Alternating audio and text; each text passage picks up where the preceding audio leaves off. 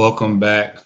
We are here again for a third episode of Tigers Weekly.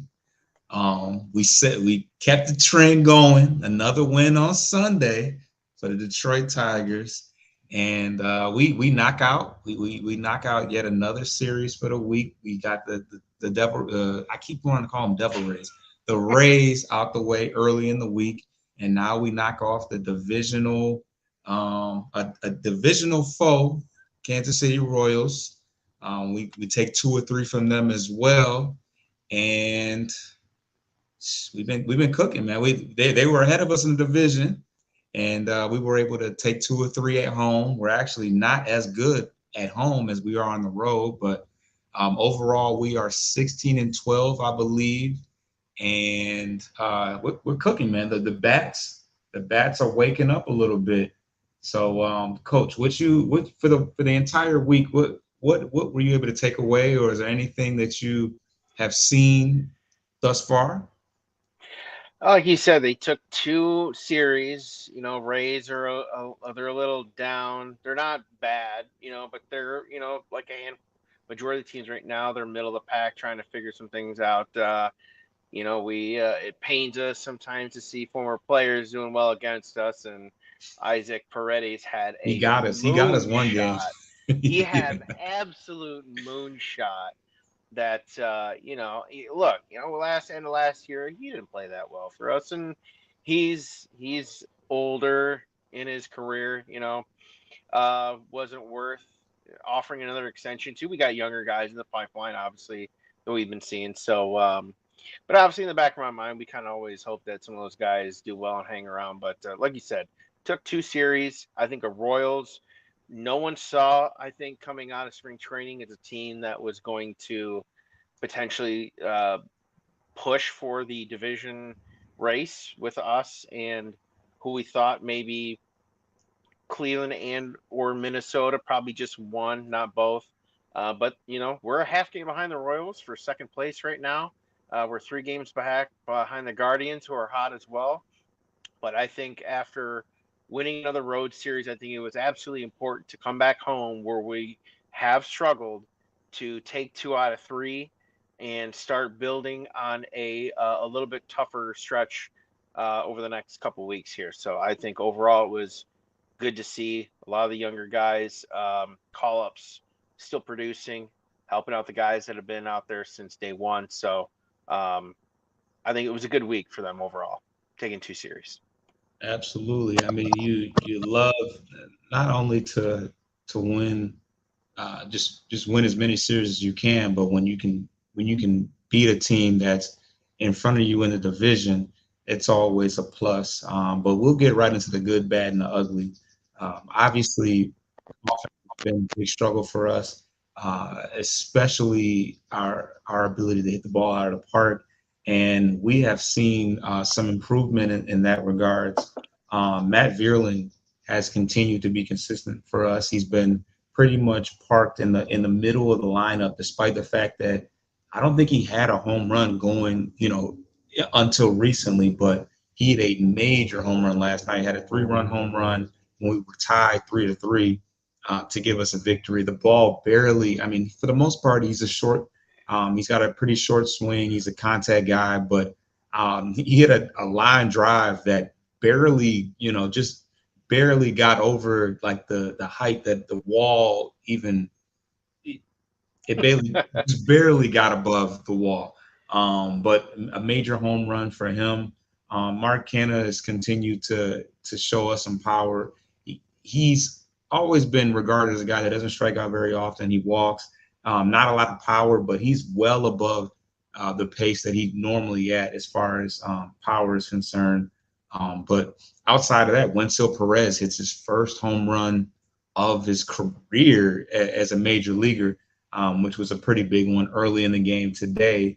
And Jake Rogers. Jake Rogers has struggled quite a bit, but he's got some.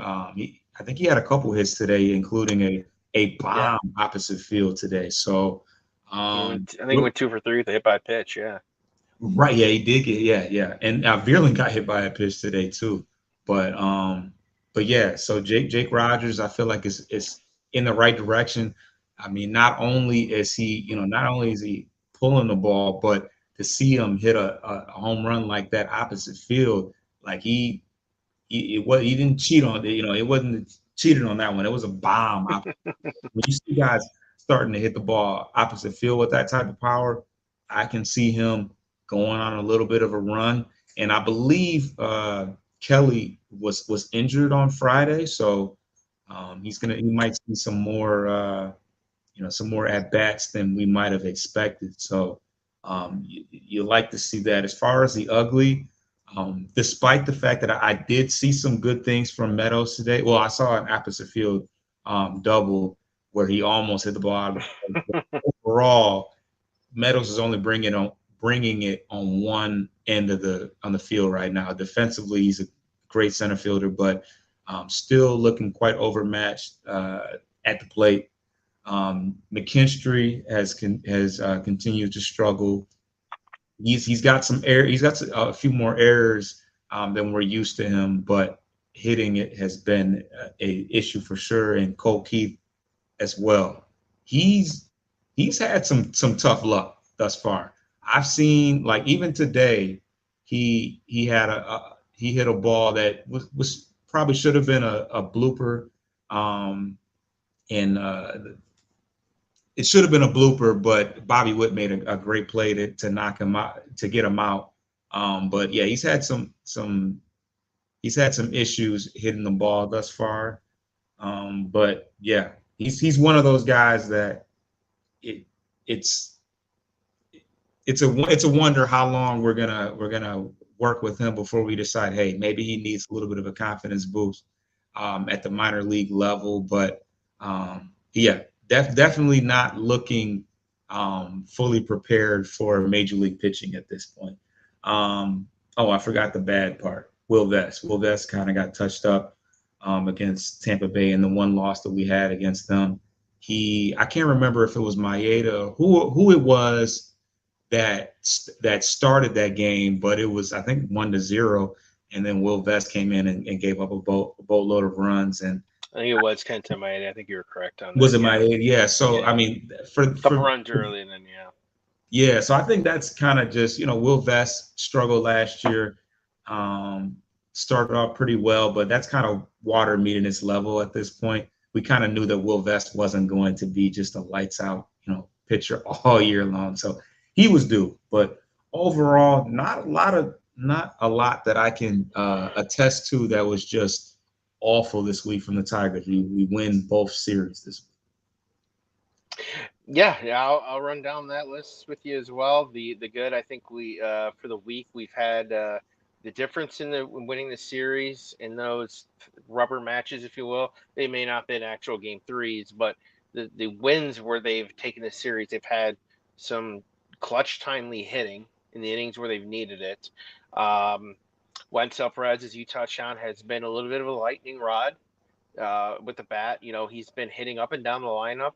I think today he was batting third, which was really surprising. But that's where he's been for the majority. Not to cut your wisdom, but that's where he's been the majority of the time that he's been playing. But hitting that home run really sold it on for me, for sure.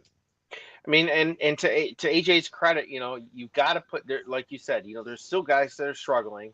Bottom third of lineup has been, up until today, take that out of consideration, has been brutal. We'll be honest. It's been tough to swallow with Baez down there, Rogers, Carson Kelly sometimes has been all right, but as you alluded to, he's a little dinged up right now. So we're going to see for the foreseeable near future, a heavy dose of Jake Rogers. But timely hitting has been huge for them, getting those wins in the series to take those. Perez continues to deliver. And overall, again, the bullpen, aside from the blip with Vest, like you said, him and Faedo had been throwing a lot of multi-innings out of the bullpen this year, way more than the league average. I mean, way more. So you go out there every other day or every third game, you are most likely going to get touched up here and there. So, yeah, one of those two guys was due. Faedo did get touched up earlier in the week as well, only the second time. not counting his save opportunity that he blew. That was purely out of the fact that they didn't have enough arms left in the bullpen at the Was end that of a that save series. opportunity? Not this week. No, he was in a save Oh, it's a while opportunity ago. about a week and a half ago Okay, okay, that okay. he blew a Gotcha. save. But again, that was a situation where they had depleted the bullpen the first 2 games of the series, and they just didn't have anyone else available, and they didn't have any flexibility to call anyone up. Um, but in terms of the bad, I don't want to say it's bad, but the infield defensive play against the outfield defensive play is completely polar opposite. And we can get into some stats a little bit later on, but I mean the infield has just been atrocious in terms of opportunities. They're not committing as many errors in terms of some of the league leaders, but the errors, the timeliness of those errors, unlike their hitting, has cost them. I feel like an abundance of runs that they could have won a few more games as a result. And it happens to be a snowball effect. I feel like we get one error turns into two. Next Yep. thing the Rangers series the other week. Not to dive back too far back ago, but the last 2 games of the Rangers series, they had 6 errors. Probably could have been 7 with the missed tag of a guy between second and third. Yep. But 6 errors in 2 games is inexcusable for a major league team, as young as they are. But again, they come in bunches for them. But outfield play, sparkling, fantastic. Riley Green is doing a tremendous job out there. Again, we'll get into some details later on that. But in terms of the ugly offense, I feel like we're getting skunked or 1 run, 2 runs or under, and just too many times to really be a threat to a team going into a series. But again, the time of hitting has been helping us out, kind of negating some of that in terms of the consistency of the offense. I would like to see a little bit more improvement now that we've had some injuries. Some guys are starting to settle into some everyday hitting roles. They might be playing some different positions, 1 or 2, but at least they're getting some consistent reps at the plate. So I'm hoping that kind of settles into place and they find some rhythm. But other than that, I think starters, Reese Olson did the other day, went 7 innings, almost 100, right around 100 pitches. Probably one of the first times all year we've seen a starter go more than 6.5 or 6 2/3 innings in a game. Although, which is wild because he's 0-4, but he He is. pitched I saw that. I'm very like, wow, well. that's crazy. Yeah. He just hasn't gotten the run support. Again, it goes back to the offense not hitting the first 5 innings until they get in the bullpen or the third time through the lineup. But I feel like if the starters can go into the 6th and maybe touch the 7th, it'll help alleviate some of the long relievers in Faedo and Vest. They'll start to even out. They won't have to pitch 1 2/3 or 2 innings each time they're out there. They can pitch 1 inning and help bridge the gap to the rest of these setup guys and closers. And I think one thing to note prior to today's game, they had 27 games played, only 4 wins with the starters, and Skubal had 3 of them. So That's crazy. That's crazy. again, goes back to getting deep into games. You just can't go 5 innings. These guys need to start going 6 innings, be effective with their pitches, efficient with their pitch counts, and avoiding as few as the blowups that I think that we've seen that have usually happened right around that 5th or 6th inning where Faedo and Vest have to come in and then pitch maybe 2 innings. But that's it for me in terms of the good, bad, and the ugly. All right, we're gonna get into our first break. Huh?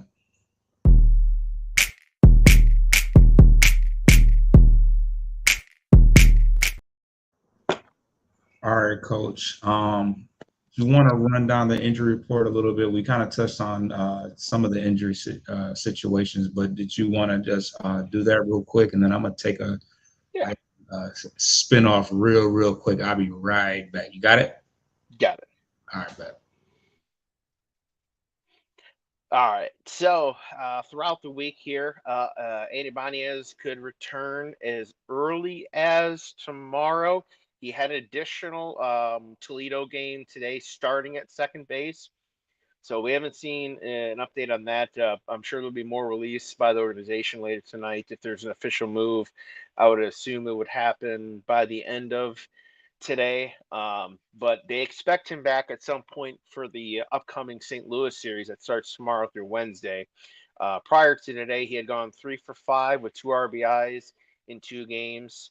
Gio Urshela, he is going to be out for the remainder of the month. I don't think that was really a secret. They had tagged him for a couple weeks to be out. So somewhere between end of the first or the second week of May, all things hold good. He should be back right around end of the first week, second week of May.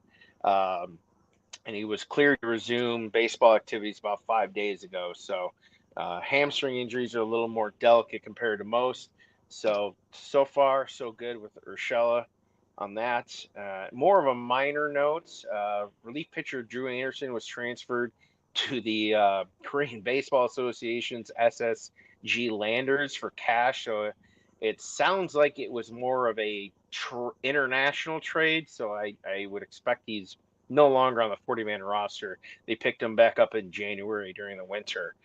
Did not make an appearance with Detroit and did not break spring training with them. Lastly, as Foster alluded to earlier, Friday, Carson Kelly was a late scratch with a rib cage injury. He's day-to-day. It's just one of those things where, you pull some cartilage, pull some muscle in your rib cage. It may take 1 or 2 days, or it could take, 4 or 5 days. So he's day-to-day. So again, we alluded to that we would be seeing a lot more of Jake Rogers on a day-to-day basis until he is healthy. If he continues to be out through heading into next weekend, I would anticipate some type of IL move and eventual call-up of someone else or a signing of another catcher. But in terms of the injuries and transactions, that pretty much wraps it up for this week. All right. So we're about close to a month into the season. Yeah, we are 28 games in, probably a little over 30 days, give or take. Okay, so given everything, do you have a top Tiger thus far this year? We'll do pitcher. I mean, the pitcher one's pretty obvious, but yeah, unanimous. I think it's Skubal. I mean, the bullpen's been great. Foley too. Foley's in there too. Without Skubal, Foley also doesn't get any save opportunities at the same time because he's got 3 of the wins. So you're right. Yeah. Right. But do you have a top Tiger hitter, defensive wise, that's kind of held it down on a daily basis for you? I mean, in terms of defensively, it's to me, it's clearing away easily Riley Green. He is number 1 in the league in left field in defensive WAR heading into Sunday today, and also leading the league in terms of range, in terms of opportunities and plays made in left field. He's locking it down for us, which we've needed for a bit here. So we're sacrificing on offense.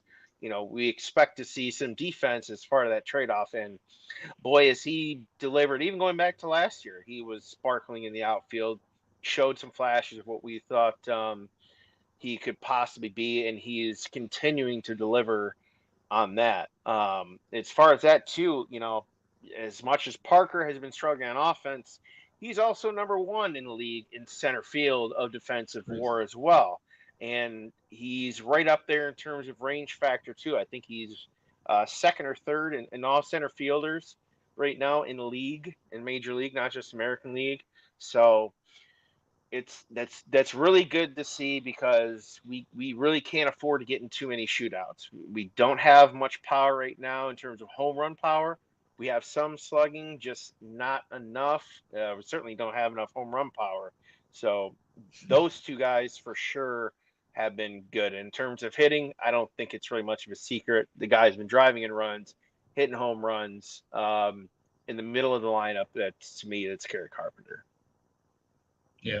I mean, honestly, my favorite Tiger thus far has been Mark Canha. Like, I think that he has, on a daily basis, he doesn't have too many just awful days where you're just like, wow, he's not doing anything. And I think he's primarily a corner outfielder, but I think he flashed the glove pretty well today at first base. He was able to get his glove on a couple of high throws and put the tag down. He was able to snag a couple of line drives off the ground earlier today. He even when Torkelson is out, I think that you're probably better off when Canna is playing first base. I didn't think to I this agree. extent. Yeah, I don't think to this extent. Well, especially with as much as Torkelson has struggled, I would not have expected that you would be better off with him out there, with that being his probably secondary position. But he fared very well today defensively, but we all know what he brings as far as protecting the plate. He's on pace for some of his highest power numbers thus far. So he just brings it every day, and you just kind of expect certain things from him and don't have to worry about, is this going to be a rough day at the office for him. He pretty much handles his business without too much trouble. So for a guy that's kind of later on in the twilight of his career, he's bringing some consistency and constant and constant play though thus far. So he's a free agent guy, one of the few free agents that we went after offensively this year, and he's handled his business. So Mark Canha He's is been a my type. patient hitter too, which Oh, they've for lacked sure. in the lineup. So you look at the walk to strikeout ratio, him and Riley Green. After that, it's not even close. Everyone else has a horrendous K to walk ratio. Not to get too far into that, but I mean, you look at guys like, yeah, as good as Carey has been, Carey's still striking out 7 times to 1 walk. Baez is still striking out 5 to 1, not as bad as last year, and Torkelson still striking out almost 2.5 times to 1 walk, which is, those are tough pills to swallow. So to your point, yes, seeing that it's well needed, and we hope it kind of rubs off on the rest of the guys. Absolutely. So we are going to parlay into our minor league. We definitely got to keep our eye out on some of the young guys that are coming up in the program. I somehow forgot to put in my notes about Jackson Jobe, so I don't have the exact numbers as far as he's concerned, but he had a very strong outing this past week, and he's definitely one of our most our top prospects coming up right now. So definitely like to see him continue to deal in Double A. But outside of that, we had Kevin McConaughey, who he's in lower A ball with Max Clark. He was injured to begin the year, but he's had about 11 at bats, and he's currently hitting with a small sample size. But he's currently hitting 455. So he's only 19 years old. He was drafted last year? I think he was drafted last year with Max Clark. But good to see him to hit the ground running. He played a little bit last year post high school, but he's a guy that's obviously a few years off getting any looks in the major leagues. But good to see him come off an injury and be successful. But outside of that, at the triple A level, some guys that I've seen play well, but haven't, they don't have the high potential, high ceiling, but they've continued to do so well, as a guy named Ryan Velade and Bly Madris. These are guys that are corner outfielders at the triple A level, and they've continued some success over the last few weeks. Velade is hitting 367 with 2 home runs and 14 RBIs and 8 stolen bases. So pretty complete as far as hitting for average, hitting for power, and also showing speed on the base pass, as well as Bly Madris, who came in today hitting 302 with 2 home runs and 8 RBIs. So these are guys that, we don't, they're a little bit older, 28 and 25, but they're showing that they can hit at the AAA level. We don't really know to what extent they'll get an opportunity to to play in the major leagues this year, but gotta highlight the guys hitting well over 300. Outside of that, we got Baду, who's creeping up on hitting 300, and he's hit a home run yesterday. And Keston Hiura, who is plays first base. Seeing grumblings on Twitter like, hey, let's bring Keston Hiura up. Torkelson's struggling. Let's see if he can. Sometimes you got to just see the bat hit the ball, even if it is at a lower level, because he is like I said in previous weeks, has hit well. And spring training has continued that success at the AAA level and hit very well last year. So, if he continues to apply that pressure, there's a chance that you might see him later on this year. Coach, you got anything else to touch on? Yeah, I'll just throw some numbers out for Jackson Jobe. I just pulled up right now. Last start, I think he gave up. Looks like he said they played the Nationals minor league AA affiliate. Other than the number 8 prospect to reach base, he then proceeded to set down the next 12 consecutive batters in order after that batter reached base. So, AA area, it is what it is. He started 4 games. He's 0-1. Not really worried about that. ERA is 2.63, a little over almost 14 innings pitched, 7 hits, 4 earned runs, 9 walks to 19 strikeouts. And the opponent's only batting 143 against him and a 1.17 whip. So he's starting to find his groove, for sure. So he's only going to make it more difficult if guys continue to struggle at the parent club. He's going to make the GM's job a little more difficult for him to stay down there. But I'm sure they would eventually elevate him to Toledo as long as he continues that kind of success. But yeah.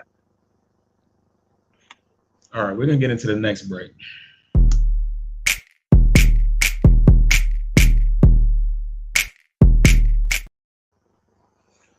All right. So one thing that's been a hot topic thus far has been the amount of pitching injuries that Major League Baseball has had to deal with thus far. And there's been a lot of scrutiny, obviously, with the new pitch clock system and whether or not that has some type of correlation to the amount of injuries. I mean, they're way up as far as just in this early season. The trend of pitchers getting injured and what that has been the result of. Do you have any opinions of your own or just things that you've kind of looked into as to if there is a correlation or what the opinions have been from professionals? I'd say, it's easy to look at the pitch clock and say, oh, this is a primary reason or a leading driving factor to why, pitchers are going down at a little bit higher rate than we are used to seeing. But at the end of the day, if all things stay the same status quo, they're throwing the same amount of pitches. Now, whether it's in 15 seconds or 25 seconds, honestly, I really don't think it makes that much of a difference, if at all. However, I think the emphasis in the last few years from Major League on down to the minors in cracking down on the quote unquote sticky stuff, primarily, pitchers have for years have used a combination when they're out there in the bullpen warming up, even starters to a degree, mostly relievers. They work up a sweat and then they have a little bit of sunscreen on. Then they'll get out there, they'll hit the rosin bag on their arm, and it kind of creates a little bit more of a friendlier tack feel. Even though these baseballs are muddied up, about 150 plus 200 balls a game, pre-game are by the ball boys are muddied up with mud on the baseballs. Not all of them get it, so by the end of the game you might get some fresh balls that don't have it, but allegedly that had helped with their grip and not using as firm or aggressive grip with your tendons and ligaments and muscles in your arm and elbow in order to get that same type of spin rate and whatnot. However, there was a very interesting blip from our former former Tiger Justin Verlander about how the game as for pitchers has changed tremendously in the last several years, even going back pre-pandemic to 2020, near the end of the last decade. There's, StatCast analytics are heavily being driven and used, and unfortunately, they're being emphasized in recruiting, high school to college, college to pros. What's your spin rate? Yeah. What's your velocity like? We want you to throw harder, faster, with more movement. However, to briefly sidebar that there had been a couple doctors that I had seen, surgeons, on some former major leaguers podcast shows. I think Fall Territories one with AJ Przinsky. They said they think there's a tribute to pitchers using more of the slider, the sweeping curve, the slurve, that the arm action and we'll call it the aggressiveness of the release of the pitch in order to get that type of lateral movement on those breaking balls. And I think we've largely to agree, we've seen them every year. There's usually a compilation of pitches that just, these pitches move 2 feet, 3 feet from out to in, or almost look like they're going to be in the middle of the plate, and they go to swing and it ends up almost hitting them instead. But, to that degree too, there's been an emphasis still on pitching faster, harder, and being able to throw a curveball at an earlier age. So I think a lot of these factors play into that, because, now you got 10-year-olds that are throwing curveballs, which, we grew up, 20 years ago, you'd be lucky to throw a fastball and a changeup, let alone being able to grip to the baseball, throw its slider. But now these kids are throwing sweeping curves, sliders, splitters, and to go back to the sticky stuff part of it, that would help alleviate some of the pressure they would have to put on the ball with their fingers. Now they have to grip that ball 2-3 times harder just to deliver the same spin rate without the help of sweat and rosin, whatever mixture you want to call it, in order to get that same effect. So I think all of those in conjunction are playing a much larger collective role into these pitchers going down a lot earlier and a lot sooner than we're used to seeing. 15 years ago, Tommy John was considered a fairly serious injury.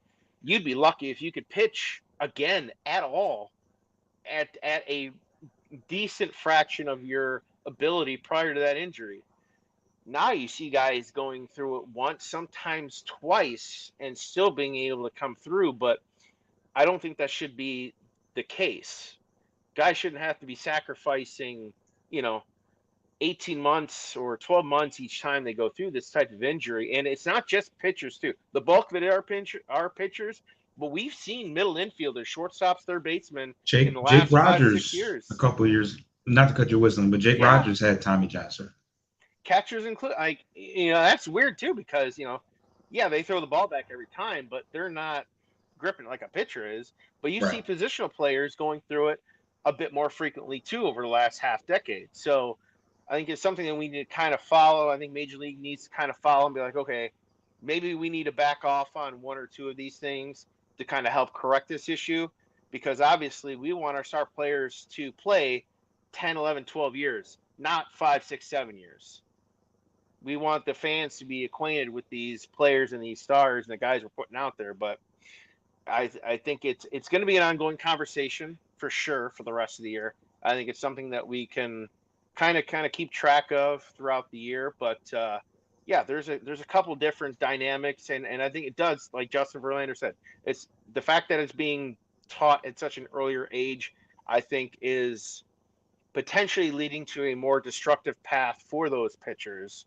And it's hurting their longevity and shelf life, and ultimately the product for the fans. So, but we'll see what happens for the rest of the year. Yeah. So you covered it seamlessly as far as everything is concerned. But but the moral of the story is that this is a trend that's been going on well before the pitch clock came into play. adjust that.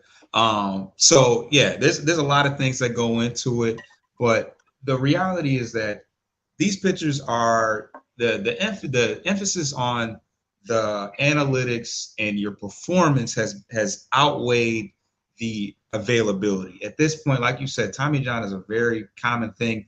They just kind of throw that into a assumed situation that's going to happen because as opposed to pitchers being able to throw tons of innings, tons of games, years and years and years, they are more concerned with getting whatever performance they can get out of whatever small sample size it is, as opposed to making them as durable as they can be. So they have decided to put more emphasis on uh, the sweepers and sliders and the spin rate and all those things that go into analytics, and have got away from taking care of the arm itself. Because as I may have talked about previously, the throwing motion of overhand is unnatural to the arm as is. So when you start adding in the amount of, the pressure you're putting on that inner elbow, and like you said, the grip and what that does to the arm, they are just willing that they're just cutting their losses on that and just saying, and dealing with that as just being an understood issue. And that is more so what has caused a lot of the injuries and things of that nature. So as far as the pitching clock is concerned, that is probably it probably is an adjustment that it goes into that, but that totally there's other things that outweigh that issue. And as far as the velocity I think pales in comparison to the spin, spin rate and the sliders, sweepers, and slur. That's really what's doing it, even more so than the fact that, like, oh yeah, I guess if I throw harder, that's putting more pressure on my arm.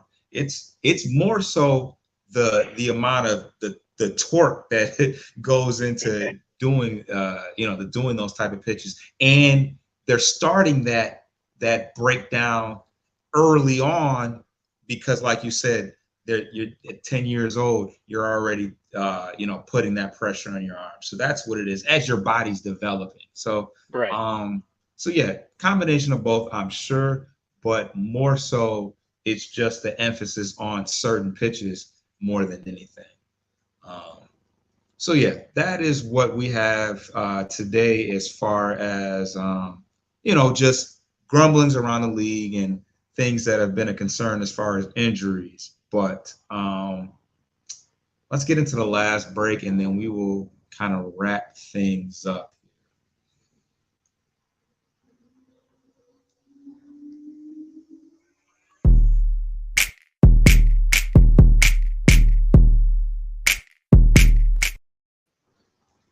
All right, so we have kind of talked about where the Tigers are at as far as this past week, but who do we have going into this particular week?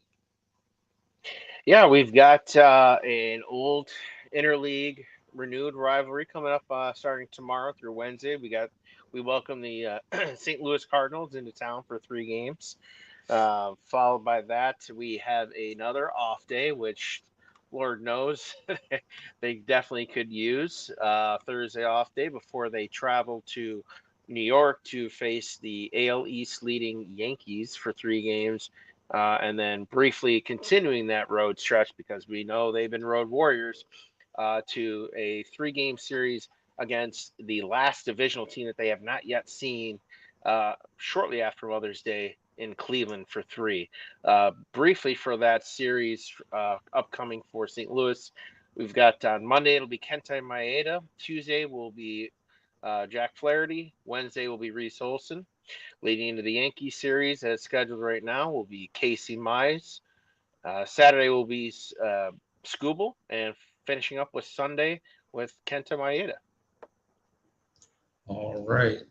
So is there anything that you want to see in the upcoming weeks? Any progressing stories or just trends that you're paying attention to going into the next week? I would say as some of these call ups have been delivering, guys with timely hitting. I mean, I would like, Jake Rogers had a great game today. Would like, now that I think he knows that he's probably going to see at least another game or two, starting behind the dish, a little more consistency with the bat. Him and Baez.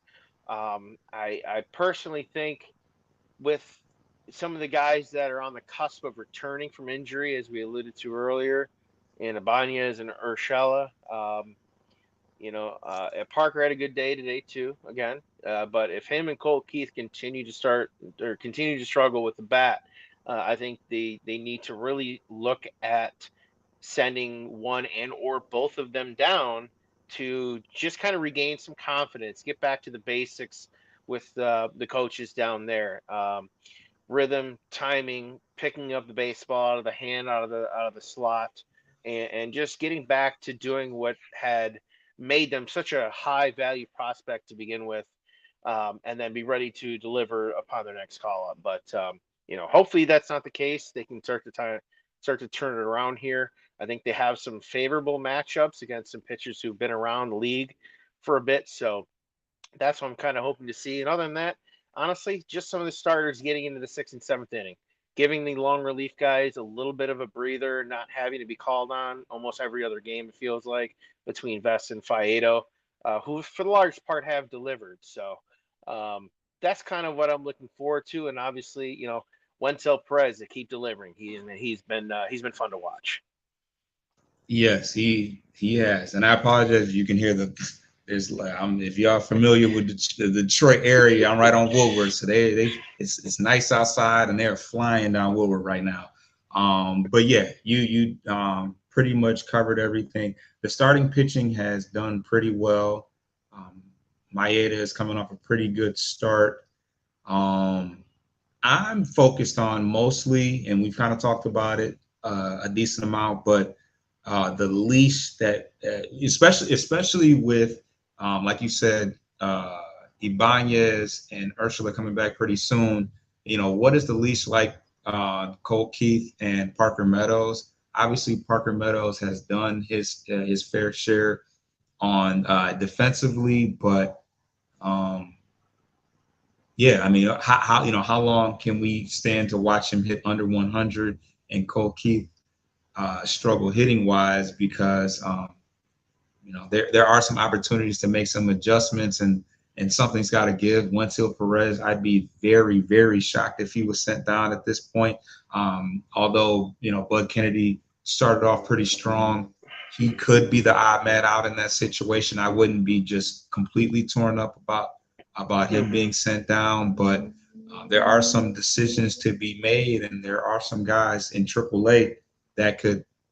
Well, actually, I guess it's not so much about the guys in AAA as it is about the some of the guys we got coming back. So, yeah, I'm definitely paying attention to that. But I like what you said as far as the starting pitchers going a little bit further and relieving some of that pressure on our middle relief, because they for the most part the middle relief has done their job, but as a starter you could do more as far as helping yourself out and putting yourself in a position to win if you go further into ball games. So yeah, I definitely would like to see if we could stretch out some of those outings a little bit further, because yeah, once we get into the Millers and Foleys and for the most part Holtons and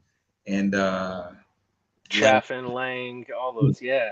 once we get into that, we're pretty much in a good position. But I do feel like we've done a good job of, as far as our depth is concerned. We really haven't felt the effects of the Urshelas and the Ibanezes thus far. So I feel like just as a full roster, 40 man, we're gonna stay. I feel like we can stand the test of time with what we have available and who we have waiting in the wings in the minor league level. So I think that that's going to help us down the line when Royals. Like, are the Royals really going to be this strong the entire year? Are the Guardians? Go ahead, go ahead. Guardians one thing, Royals. Yeah, we hope not. We hope not. But They I were think really, really bad last year. I mentioned it last week. The fact that the Royals played a handful of really good teams already out the gate, and they're this good. It's like, okay, maybe a little bit stiffer competition than we thought heading into Game 1 of 162. Maybe it will help elevate our club a little bit more. And frankly, I think this team has had some unusually good chemistry in the locker room and in the dugout in general.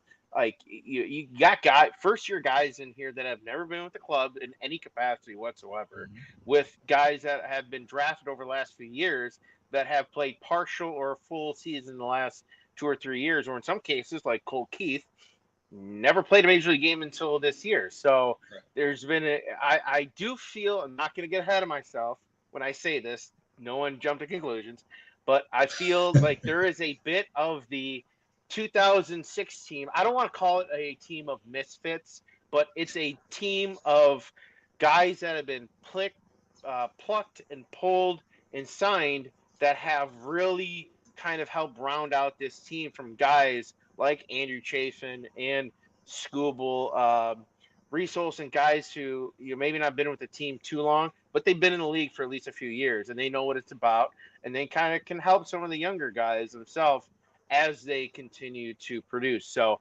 it's been a weird mix of guys, both from pitchers and non-pitchers, but I think this team, I've watched a few interviews on MLB Network during spring training. They interviewed Riley Green, Torkelson a few times. These guys they're in it together, and I feel like a lot of them played together though. They haven't, like, I feel like, I don't know, Green, Rogers. I feel like a lot of those guys kind of came up. We don't have a lot of older free agent type players that. Yeah, outside of Mark Canha and Kenta Maeda, everyone else is pretty much within 3 to 6 years of experience of major league service. So I think it's a great mix what they got going on. So it's going to be, the next few weeks will be interesting as we start to get into the dog days early of summer. I'm interested to see what this team took, because the next month coming up, schedule wise, they're going to alternate between, right now as it is, subpar and great teams. So it'll be a good measuring stick for them over the next 30 days. Absolutely. So we are going to wrap things up. It's been another eventful show of just covering the Tigers, and I got to say myself, it's been nice to see us be pretty consistent, win some ball games early we are not even in May yet. And as strong as we played from, like, I don't know, from the All-Star on or from June, like, it's nice to be, but you know what? It's been a lot warmer. It was 80 degrees yesterday. Like, let's not. Yeah, tell your boy who's umpire. Yeah. You guys will probably know this about Coach. But Coach is a full-on umpire in real life, as the youngins say, IRL, in real life. So if anybody knows the game, it's Coach. But the weather's been beautiful. The ball's starting to fly a little bit. And we're winning some ball games. And the pitching has been as good as it's been since, like, Verlander and Scherzer and Anibal Sanchez, even Porcello, Doug Fister. Oh my God, we had some great players. Not to bring up too much pain for all of us Tiger fans in years past. Lord knows, going through that 4-year stretch of 4 years straight AL Central champion. Sanchez. You go back, Papa Grande, Joaquim Soria. List goes on of great players from last part of the early last decade. Yeah.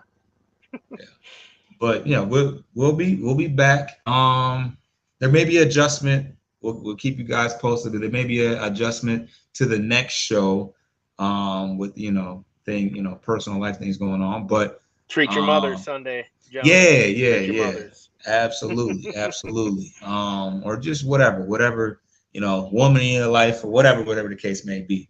But yeah. So subscribe on all the streaming platforms, Bleachers to Speakers. Subscribe on our YouTube as well. Same thing. And we're gonna continue to kick out that baseball content. And yeah, we rolling, man. Every Sunday, every Sunday we Yes, sir. the W thus far, so Yes, we gonna keep sir. that rolling as well. And stay tuned, man. We ain't going nowhere. Coach, any parting words? Not much, man. The looks like the boys of summer are back, and I think after the dreadful winter that was the Pistons minus the Lions. Granted, hey, shout out to the city of Detroit this weekend Oh for yeah, a we didn't. Yeah, banger NFL draft show absolutely. up. I'm not relevant to the Tigers, but they had a weekend series at home. Um, they had to kind of work around some game times around the draft, Yeah. and just a huge turnout for the city. And I know how we know how much that means to not just the locals here in Southeast Detroit, but the state as a whole. Just a great last 4 days for the city of Detroit. So just incredible to see. All right. So we'll be back at some point next week. We'll figure it out. But we out of here. Peace.